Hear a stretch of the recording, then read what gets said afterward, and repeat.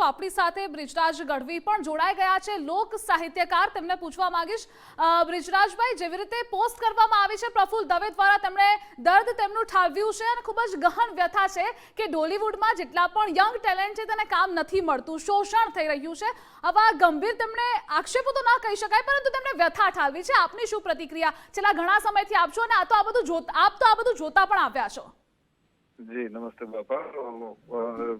એ તો મારા વડીલ છે, મારા વડીલ મુરબ્બી છે. એમની પોસ્ટ ઉપર હું કઈ ટિપ્પણી ન કરી શકું, હું એટલો સક્ષમ ન કહી શકું, કારણ કે હજી ખૂબ નાનો છું. પણ કોઈ પણ કલાકાર હોય કે કોઈ પણ ટેલેન્ટ હોય, એમ તરત કોઈને બ્રેક મળી જાય છે એવું નથી થતું હતું. મારા પાછળ તો આવડું મોટું નામ લાગે છે મારા બાપુજીનું, પણ છતાં પણ મેં ખૂબ સંઘર્ષ કર્યો છે, ખૂબ એટલે હદ કરતા વધારે સંઘર્ષ કર્યો છે. તો દરેકે સંઘર્ષ કરવો જોઈએ, અને સંઘર્ષ કર્યા વગર ઇઝીલી કઈ મળી જાય તો એની કદર નથી થતી હોતી. એટલે જેમ જેમ ટેલેન્ટેડ જે કોઈ દીકરા દીકરીઓ છે એ સંઘર્ષ થોડો કરે અને પછી એમને ફળ મળે, એ જ વધારે યોગ્ય છે. એ ચાહે કલાનું હોય કે કોઈ પણ ફિલ્ડમાં હોય. જી બ્રિજરાજભાઈ, આપની વાત સાથે સહમત છીએ કે સંઘર્ષ કરીએ તો જ સિદ્ધિ મળે, પરંતુ શોષણ થવું પણ યોગ્ય નથી. હું આપને બહુ ખુલીને અને બહુ સાચી રીતે કહું કે શોષણ ક્યાંય થઈ રહ્યું છે એવું મારા ધ્યાનમાં નથી કે કોઈનું શોષણ થતું હોય. અને હું ફિલ્મોથી થોડો દૂર છું, મારા ઘણા બધા મિત્રો છે, પ્રોડ્યુસર મિત્રો, પણ કોઈ શોષણ કરતું હોય કે એવું મારા ધ્યાનમાં હજી સુધી નથી. ઇન્ડસ્ટ્રીઝને લઈને હું કહું છું આપને. જી બ્રિજરાજભાઈ, યોગ્ય ટેલેન્ટને તક નથી મળતી. જેટલા પણ ન્યૂ ટેલેન્ટ આવે છે તે લોકોને ઓપોર્ચ્યુનિટી નથી મળતી, તેમને કામ નથી મળતું, તો પછી એ લોકો પણ નિરાશ થઈ જતા હોય છે. જી ના, એવું નથી હોતું કે આપ પોતે એન્કર છો તો આપ પણ જયારે ન્યૂઝ ની કોઈ પણ ચેનલમાં આપનું ઇન્ટરવ્યુ લેવામાં આવે કે આપને જયારે બોલાવવામાં આવે ત્યારે આપ જેટલા સક્ષમ હો, આપનો અનુભવ જોવામાં આવતો હોય છે, આપે શું શું કામ કર્યું છે એ જોવામાં આવતું હોય છે, પછી આપને પણ તક આપે છે ને. એ જ રીતે આમાં પણ હોય કે જે રીતે જેટલા જેમ સક્ષમ થતા જાય એ રીતે એમને પ્લેટફોર્મ મળતું જાય છે.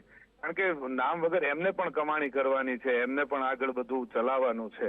એટલે જેમ જેમ એમનામાં જેવી સારી જેમને અવાજ સારો આપ્યો હોય કે જેમની ટેલેન્ટ હશે, એમને ધીરે ધીરે આગળ વધે ને આગળ એમને કામ મળતું રહેશે.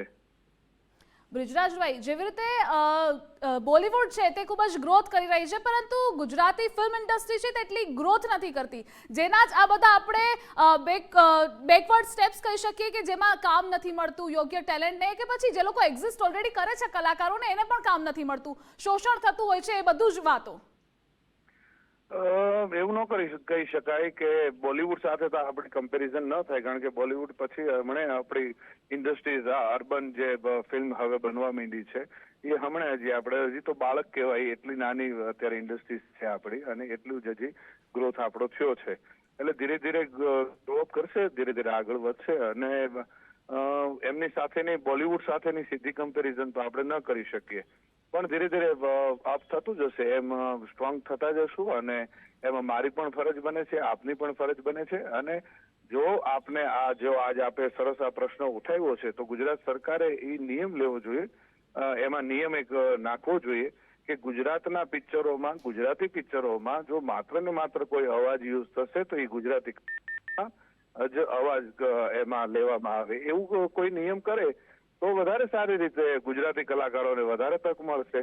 તો બહારના જે આવીને અમુક જે એમને મોકો આપવામાં આવે છે એ ન મળે ને, એટલું ગુજરાતી કલાકારોને, ગુજરાતના કલાકારોને એટલો વધારે મોકો મળે. જી બ્રિજરાજ દાનભાઈ, અમારી સાથે જોડાવા બદલ આપનો આભાર. તો જાણીતા લોક ગાયક પ્રફુલ્લ દવેનું દર્દ છલકાયું છે. તેમણે ફેસબુકના માધ્યમથી એક પોસ્ટ કરી છે. ગુજરાતી ઇન્ડસ્ટ્રીઝની વરવી વાસ્તવિકતાનું વર્ણન તેમણે આ પોસ્ટમાં કર્યું છે. જોકે પોતાની દીકરી એટલે કે ઈશાની દવે સાથેની તેમણે વાતચીત કરી હતી, તેમણે વ્યથા ઠાલવી છે એ પોસ્ટમાં. જોકે બોલિવૂડની જેમ હોલિવૂડમાં કલાકારોને કામ નથી મળતું, યોગ્ય ટેલેન્ટ છે, ક્ષમતા છે, છતાં પણ કલાકારોને કોઈ સ્ટેજ નથી મળી રહેતું, ઓપોર્ચ્યુનિટી નથી મળતી તેવું તેમણે લખ્યું છે. શોષણ થઈ રહ્યું છે જે ખૂબ જ ગંભીર કહી શકાય. આ નાનકડી એવી પોસ્ટ છે, છતાં પણ એ જે વ્યથા છે એ ખૂબ જ ગહન આ પોસ્ટમાં વર્ણવવામાં આવી છે. યોગ્ય ટેલેન્ટની વાત હોય તો તેમણે સતત સંઘર્ષ કરવો પડે છે.